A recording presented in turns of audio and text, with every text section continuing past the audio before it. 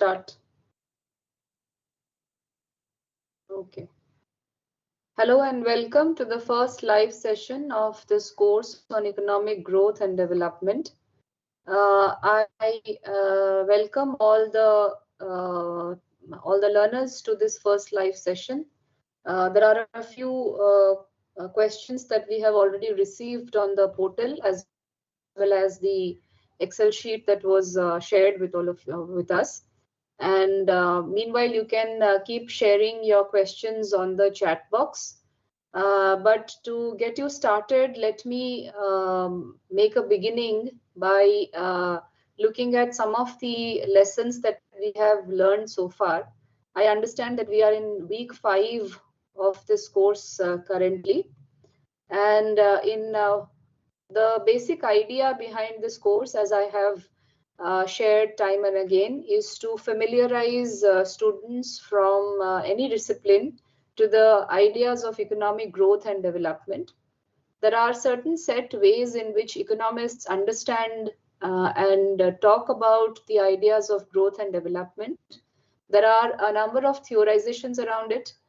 There are a number of debates and arguments around the ideas of growth and development. And in this course, we have made an attempt to familiarize learners with some of the basic ideas by taking help of theories, but we have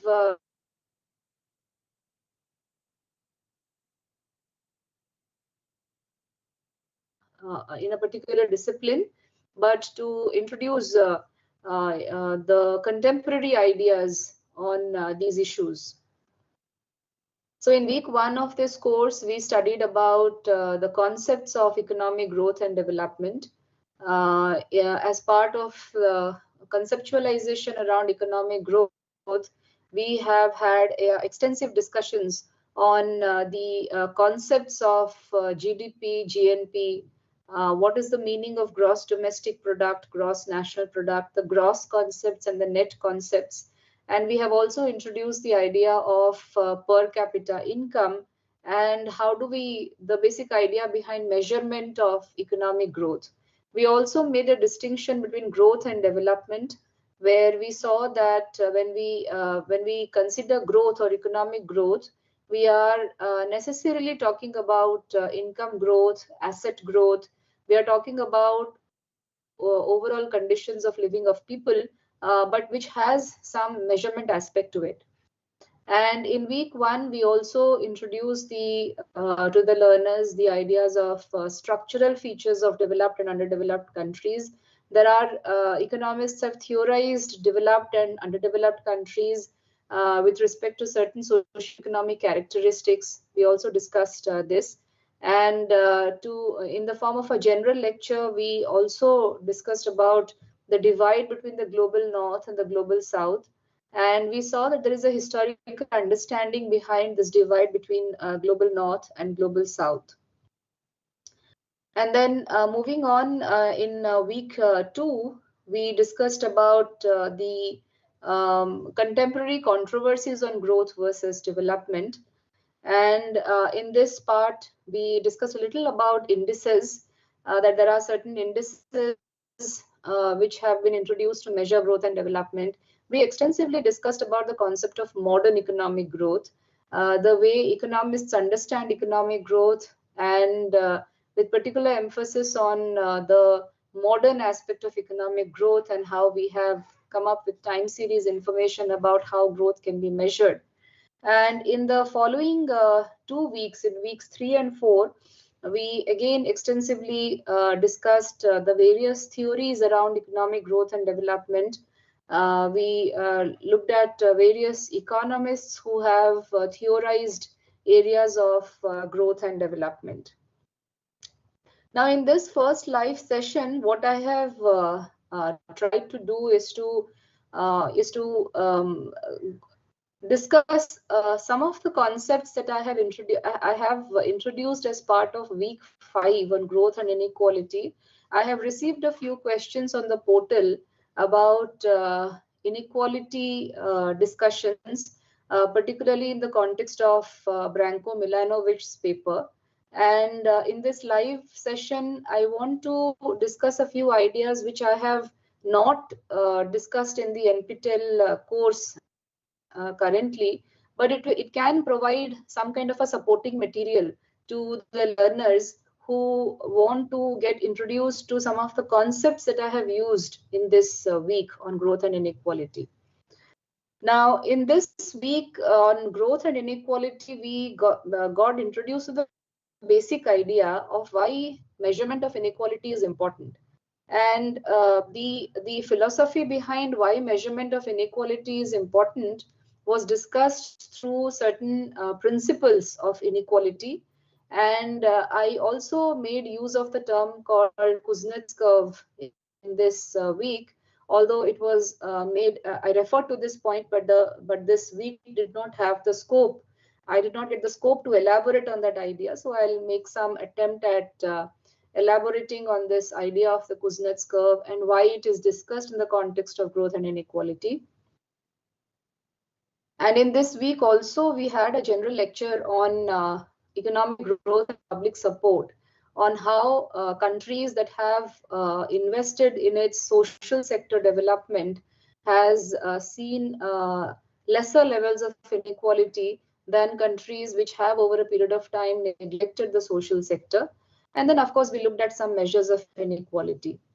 Now, in this week, we started with a very basic question of why is measuring inequality important? And I discussed two important ideas as to why measurement of inequality is important. One was, of course, that there is an intrinsic importance or to lay emphasis on the inequality of a society, because it gives rise to various kinds of ethical dilemmas as to whether or not stark levels of inequality are acceptable for society at large or not, because sometimes it becomes a moral consideration as well, but often it is a philosophical question with regard to whether we can live with very intensive forms of inequality or not. And the second is the functional importance of measuring inequality, because economic inequality, inequality in a broad sense and economic inequality in a narrow sense of the term, has severe implications on the production of the economy. And as students, as learners of social sciences would know, that for overall growth of a country or the overall growth of a nation, production of economic goods and services plays a very important role, because production gives rise to capital formation in the long run through the route of savings and so on and so forth.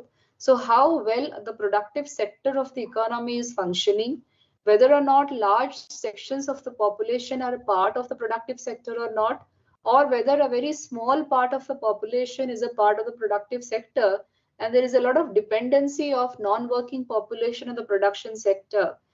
All of these things have a lot of importance for measurement of inequality and for overall levels of growth and development of a country. We also discussed that some tolerable level of inequality is all right, but then economists of different hues have discussed and argued a lot about what is this tolerable level of inequality. Can we say that a population which does not have access to health or education as a basic right, is that level of inequality tolerable in a society or not? So it is in this context that this week discusses some of the concepts and also the important paper by Branko Milanovic, which was introduced to you. So let me make an attempt to discuss some of these things again in this live session. I also discussed that when we are talking about inequality, this distinction between personal distribution of income and functional distribution of income is important. Of course, I highlighted this as one of the reasons for understanding functional distribution of income, it is important because it is centered around the concept of asset poverty and asset inequality. In a society which has become more and more materialistic in terms of the numbers of items that we own or the numbers of or our material conditions of living, understanding this concept of asset poverty is extremely important. And therefore, we lay a lot of focus not just on personal incomes or distribution of personal incomes, but on functional distribution of income. So what is functional distribution of income? It is basically the fact that what are the sources of income for different factors of production. We know that there are different factors of production. And what are the sources of incomes of different factors of production, and whether or not there are single sources of income for different factors, or there are multiple sources of income for different factors. And these become a deciding factor as to how equal or unequal a society is. So for example, some households have access to only one source of income. So in fact, in the lecture, I took the example of a daily wager, let us say, whose only source of income in the family is from daily wages. But you may have other households who are salaried individuals or who are business earners and so on, who may have income from multiple sources of income. Now, when you have these different kinds of households, where there are incomes from one source of income or two sources of income or three sources of income or multiple sources of income, people who are drawing their income only from wages and salaries, or people who are drawing their incomes from profits within the economy, the distribution of this or the distributive shares of different factors of production has a lot of bearing on how we can assess the levels of inequality within a country, because the different sources of income of individuals also tells us what is the capability set of the households or the capabilities of the households in terms of how much they can contribute to the productive sector of the economy. So to understand how economic inequalities are created in a society, it necessitates that we understand both how factors are paid and how factors are owned. I also discussed a few principles of inequality. For example, the anonymity principle. So what does the anonymity principle tell us? The anonymity principle tells us that when measuring inequality, it doesn't matter who earns how much, but we only pay attention to the overall distribution of income. Now, when we are measuring inequality, we will have to we will have to take some principle as the basis for measurement of inequality. Now, which principle of inequality we are holding on to also tells us about how we can measure inequality or how we can implement policies to address those levels of inequality. So essentially, this is a very philosophical question as to which principle of inequality we are holding on to. So broadly, these are the few principles of inequality that we consider in the context of development economics. So first one is the anonymity principle, where it doesn't matter who earns how much. We are mostly concerned about overall distribution of income. And that's one of the mainstream ways of measuring inequality. So it's basically calculated in the form of an inequality index, where there are multiple levels of incomes for multiple individuals. So let's say there are n individuals, and n individuals are mapped to y incomes starting from y1 to yn. And a higher value of the index basically means that you have more inequality. But if we are swapping the incomes of individuals, let us say of person 1 or A with person 2 or B, then inequality index essentially does not change. Because the reason is that the inequality depends upon the spread of the income, and it doesn't matter to us who holds a particular income. So for example, the different socioeconomic categories of people in a country, it doesn't matter to us who owns how much income, as long as we know that this is the overall level of inequality and we need to do something about it. So for example, in the Indian context, you may have people belonging to different identities. In going by the anonymity principle, we are not really concerned about what these different identities are. All we are concerned about is what is the overall distribution of income in the country. So then the policy formulation, the policy implementation also goes by that philosophy or goes by that idea, the anonymity principle of what kind of policies we want to frame and implement. So inequality, going by the anonymity principle, is about income distribution and not identity. And it remains the same no matter how incomes are rearranged among individuals. There is also a population principle. What does the population principle tell us? It states that inequality depends on the proportion of income held by different groups and not the total number of people in the population. So there is a certain population weightage to the population principle of accounting for inequality. So what does that mean? It means that if we double or triple the population while keeping the income distribution same, inequality level remains unchanged. So for example, if a country has 100 people with a certain income distribution and another country B has 200 people, exact same proportion of rich and poor, both should more or less have the same inequality index. So in simple terms, if you are cloning the population, you're replicating both people and their incomes, it does not change inequality. There is a third principle that we discussed, which is the relative income principle. And this relative income principle tells us that inequality depends on income ratios and not on absolute income levels. In fact, for a student of social sciences who has been introduced to economics or sociology or political science, you may have come across these concepts of relative incomes. How absolute income levels tell us about it of course tells us about the absolute levels of poverty in a country, income poverty in a country, but it is often relative inequality that is usually looked at in the international context to be able to tell us who are better off or worse off in certain situations. So this principle essentially means that if everyone's income is doubled, inequality index should remain the same because the relative differences between incomes stay unchanged. So for example, if a person is earning 10,000 rupees and now earns 20,000 rupees, and another is earning 5,000 and now earns 10,000, the income gap has increased in absolute terms, but the relative income positions remain the same. Therefore, inequality does not change. So, in the, let us say in the Indian context, if we say that there has been a secular rise in wage rates of the country, but if, of course, because of inflationary rise in prices and so on. So if we look at the current prices alone and we see that there is a secular rise in wages over a period of time, or a long-term rise in wages over a period of time. But if the overall, but if the relative incomes between different sections of population has not changed much, then we cannot claim that inequality has reduced because there has been a rise in current incomes or nominal incomes over a period of time. Essentially, what we have to do there is to look at the real wages rise, whether there has been a rise in real wages over a period of time, and whether relative income poverty or asset poverty has declined over a period of time.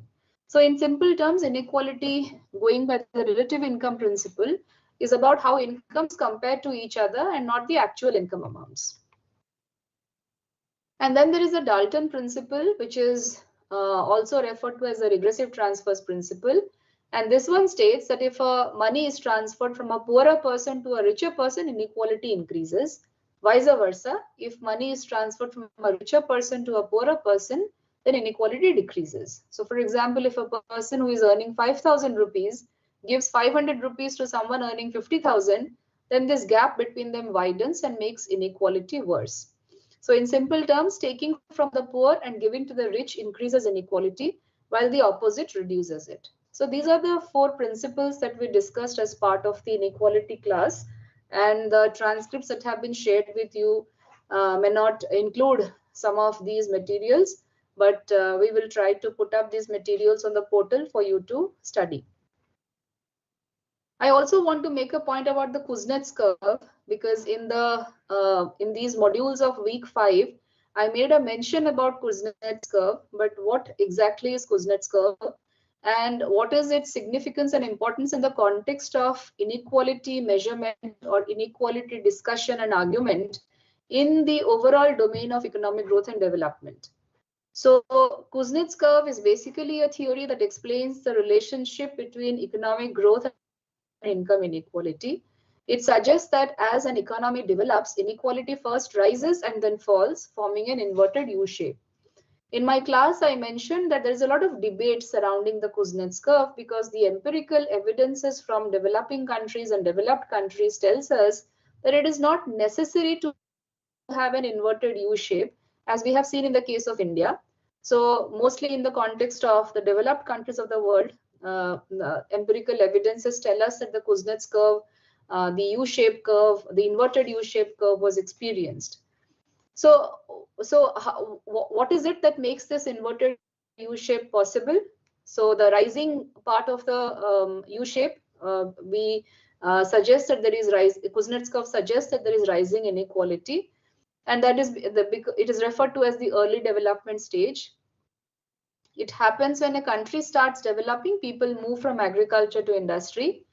Now, wages in industry are of course higher because we have dual sectors here, traditional sector, modern sector, but not everyone moves to industry or the urban areas at the same time.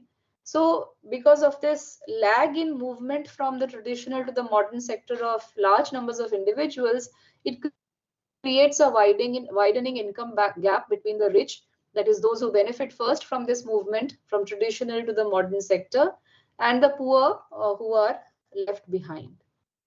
The second stage is where the inverted U peaks, the peak of inequality. It is referred to as the mid-development stage. And here the wage gap between the rural and urban areas is at its highest. You can also say the traditional and modern sector is at its highest. Industrial growth benefit mostly the rich, while the poor struggle to catch up.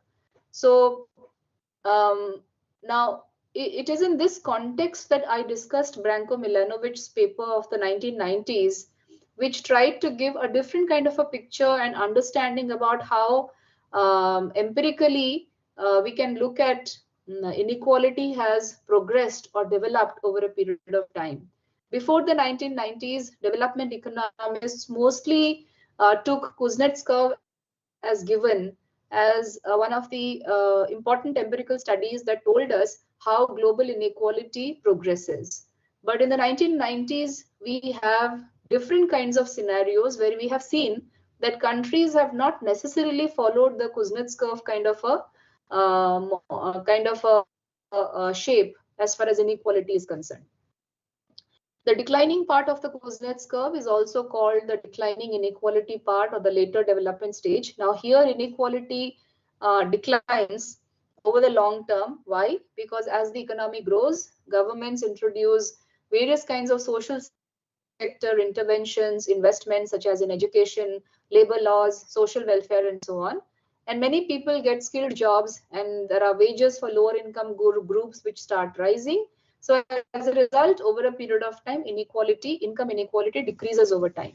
So Kuznets curve tried to give an empirical relationship between growth and inequality, saying that in the growth phase, in the early growth phases, inequality is bound to rise. So therefore, we must not pay much attention to inequality, but keep on undertaking all the tasks of economic growth that is required, because in the long run, over a period of time, inequality will decline. So it is in this backdrop that I would request the learners to understand Milanovic's paper on global income inequality by the numbers. Now, what Milanovic was trying to say in his paper is that his empirical studies based upon the data that he has analyzed, they showed that there are three types of inequality that is operating currently at the global level. The first type is that of inter-country inequality. So the inequality between different countries. Here they're comparing average incomes of countries without considering the population size. So without giving, for example, we know that India and China are the most populous countries, but without giving any population weight to these countries, the concept one in his paper tried to measure inter-country inequality by looking at the average incomes of countries. So for example, China is a big country with a very huge population. Luxembourg is a small country with a smaller population. But in this kind of a concept, China and Luxembourg are treated equal despite vast population differences. And it shows that inequality has increased post 1980s due to globalization as per the first concept. The second concept of inequality, he looks at inter-country inequality, but with population weights. It is similar to the concept one, but it accounts for countries' population sizes. And this one, if you look at the global inequality, after giving weights for China's and India's population, this concept showed that over a period of time, there is declining inequality, global inequality, because of China and India's rapid economic growth. And then the third concept, he looked at global inequality, individual countries. This one measured inequality between all individuals in the world, regardless of the country. So persons, regardless of whichever country they belong to, it's some kind of a personal distribution of income at the global level.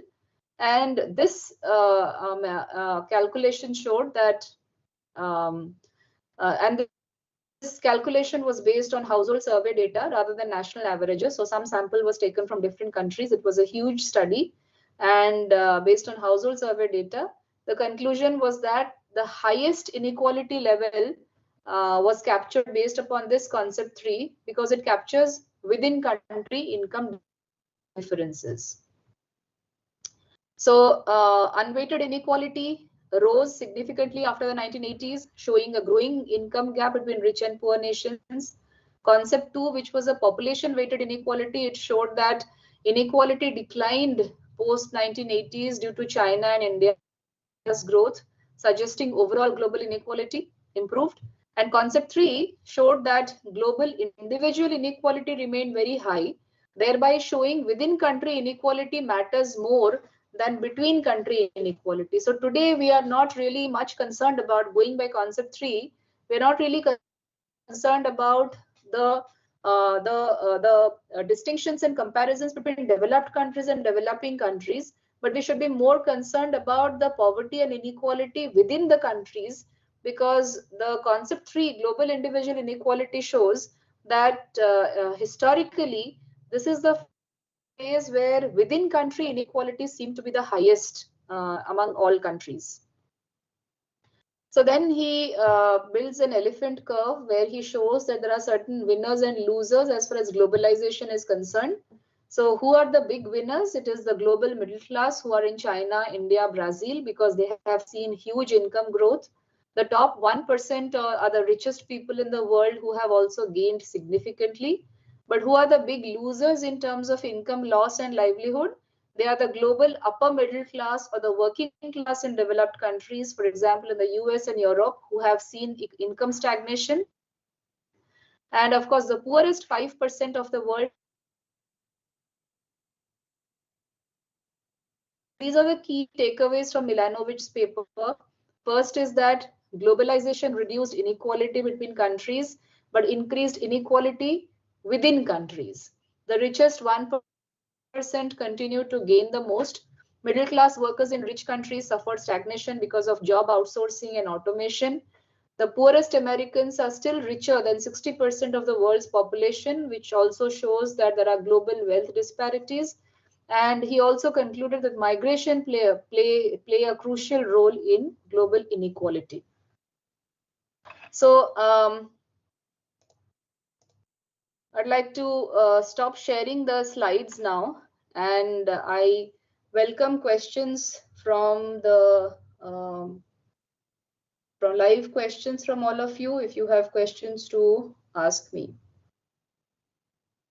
Okay, so let me take some questions from the chat here. Astha Gupta is asking, kindly help in understanding how economic growth affects the economy. What is the difference between the economy with 10 trillion and economy with 5 trillion? How GDP affects the economic condition? Astha, it is a very basic question, as you may have understood from the earlier lessons. What is GDP basically? If you look at, even if we don't calculate real GDP, even if we are calculating just nominal GDP, what is GDP basically? GDP is basically production of various goods and services within the national boundaries of a country.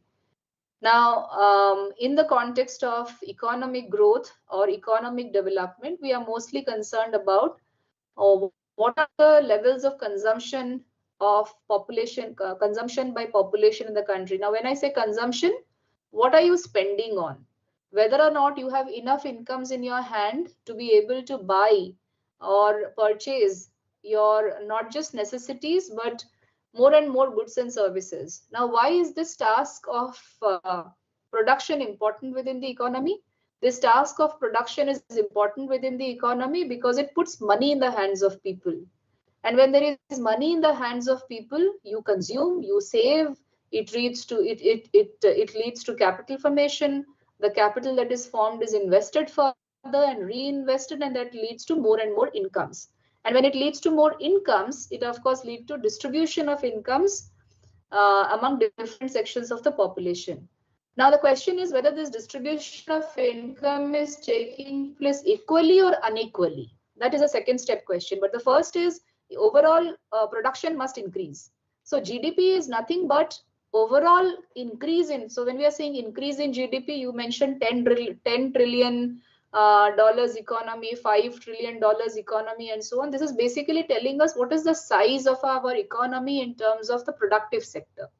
What is the size of our economy in terms of production of different goods and services? If we are producing more and more of goods and services within the economy, that essentially tells that more and more people are in the production sector. They're in the productive sector. There is employment. People are not unemployed. So if there is more and more employment, then there is more and more incomes in the hands of people. So therefore, in the context of economic growth, so what do we mean by economic growth? We mean that there is overall rise in the level of GDP of the country.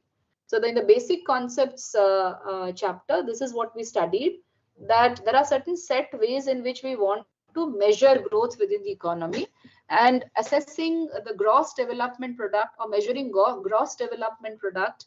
And then of course you can also estimate gross national product. These are all important ways of telling us how much growth has taken place in the economy. If over a period of time, our real GDP is increasing, and this is where we introduce the concepts of real and nominal GDP. If over a period of time, our real GDP is increasing, then we can say that economic growth is taking place. And growth is good for the economy. Any kind of economic growth for any country is good because it is essentially putting more and more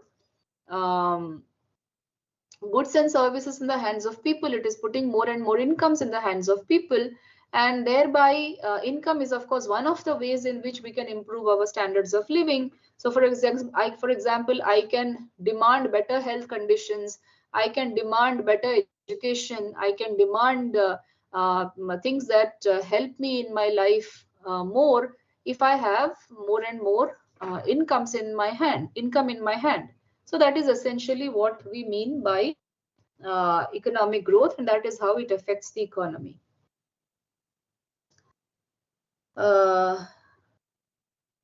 Okay, there is somebody has asked, please discuss 3 concepts of inequality given by Branko Milanovic. This is exactly what I have just explained. I hope you have listened to my my presentation now, and we will see if we can have this uploaded on the portal also. Okay, then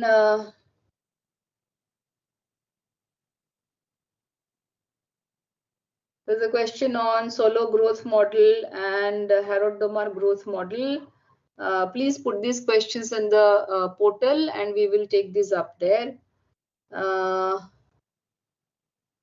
Why there is a paradox of economic growth and unemployment and sustainable development? How does economic growth lead to lifestyle changes in the society? What I have just mentioned in terms of economic measurement of economic growth probably explains why economic growth leads to lifestyle changes in the lifestyle changes, because of course economic growth leads to increase in incomes. If it leads to increase in incomes, it will certainly lead to increase in you can purchase better, you can purchase more and more of things, right? Paradox of economic growth and unemployment. Okay, probably you are asking that why is it that even if we have high rates of GDP growth, unemployment is also high. If I got it right, then probably this is what you're asking. So So if you understand the Kuznets curve, which basically talks about you know the growth phase of the economy, the growth phase of the economy where there are people moving from the traditional sector to the modern sector, or people moving from the rural sector to the urban sector. Now, when we say that inequality is high, what does it mean? It basically means that, not everybody is absorbed in the industrial sector, or not everybody is absorbed in the urban sector. Now, when everybody is not absorbed, that basically means that it gives rise to a lot of unemployment conditions within the economy. So yes, there can be a situation of high growth and high unemployment because of this lack of opportunities for more and more people who are moving from the traditional sector to the modern sector. So that probably is what we mean by the paradox of economic growth and unemployment. I see there is a hand here. Swayam Prakash Jha, you want to ask a question?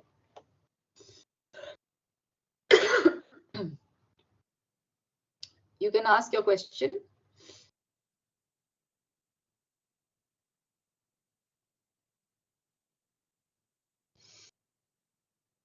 Okay, so while Swayam Prakash is asking his question, DST, he's asking if Harrod model was for developed countries and why India adopted that growth model in the first 5-year plan. We can always debate about why policymakers adopted which growth model and the discrepancies therein and so on. I don't know what is the answer as to why India adopted a certain growth model, why there was a lot of focus on the manufacturing sector in the initial years when we didn't have a basic industry developed in the first place. We could say that it's an economic failure. We can build our argument in those lines. Maybe because there was no specified model as to how to go about in the absence of lack of models. You depend on something which is most accessible. And when you have when there are clearly developed models, policymakers want to implement something and they go ahead with it. And there are of course also very many socio-economic and political reasons behind why certain economic model is preferred to the other. So it is a political economic question also.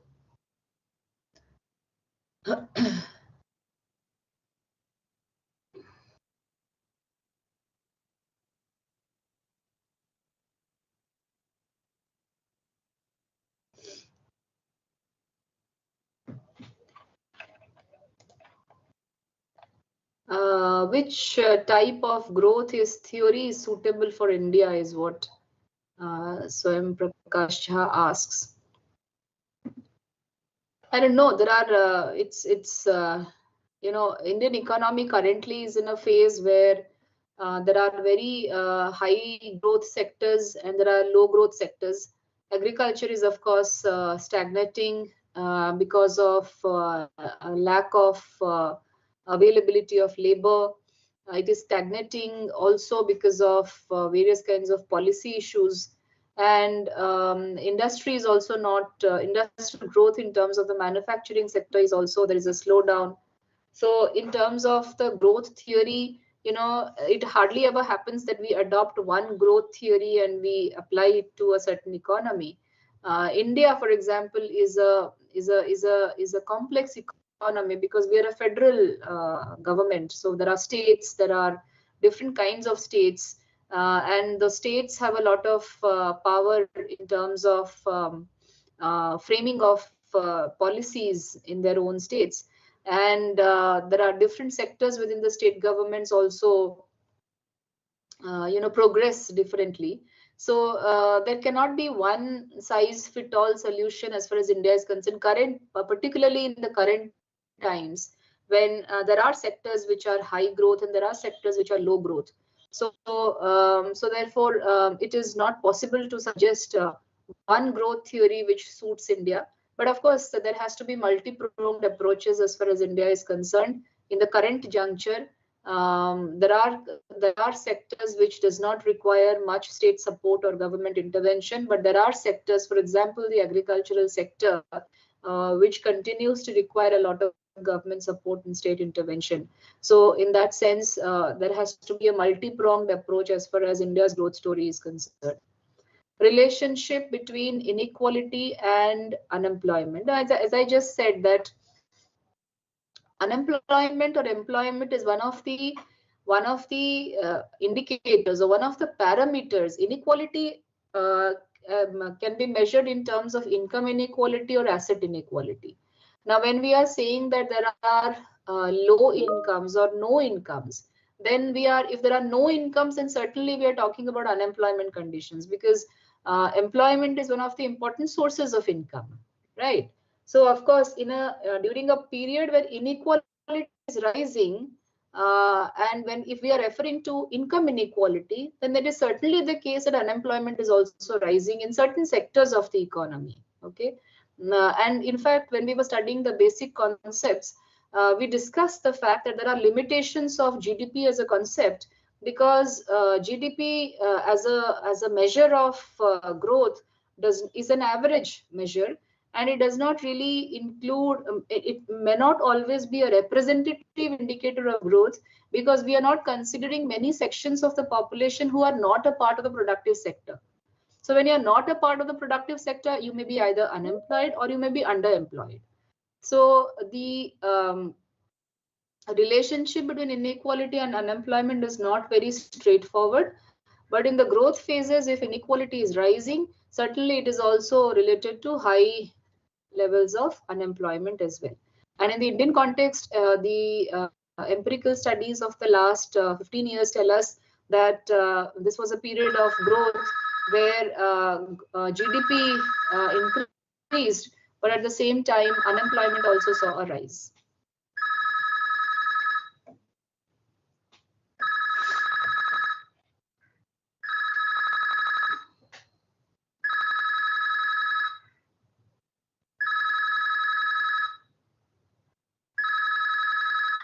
Okay, so there is a question on,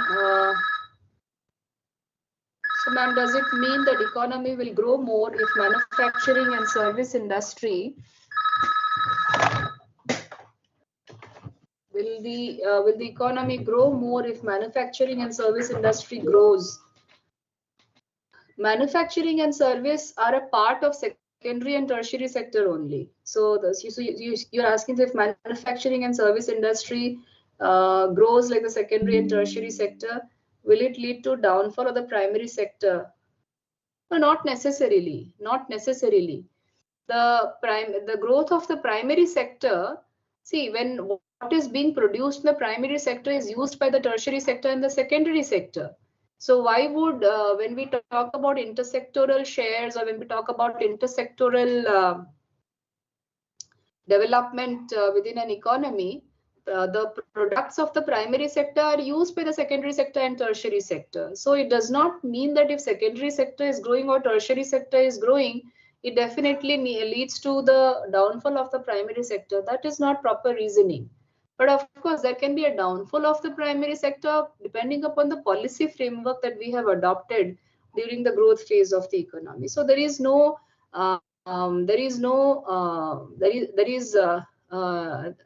relationship, there is no arithmetic relationship between the primary sector and the secondary and the tertiary sector. How inequality affects economic growth, which is itself created by economic growth. That is true. Inequality does affect economic growth, because if there are if there is a small section of the population who is who is, let us say, indulging in conspicuous consumption, and it does not lead to much investments being created within the economy, then of course it is not good for anyone in the long run, right? But if we think of an imaginary society, an ideal society where there is a small section of population who are earning very high incomes, but they are incentivizing larger section, other population who are not, and there is a lot of social justice within the economy, then of course it will not lead to more and more economic inequality. So the economic inequality that is getting created as a part of the growth phase is because of, at least in the context of Kuznets curve, we are looking at it as a temporary phase. That when systems develop, when sectors grow, when governments start investing in the social sector and so on, when skills improve, when wages improve, ultimately your inequality will come down. So it is looked at as a temporary phase.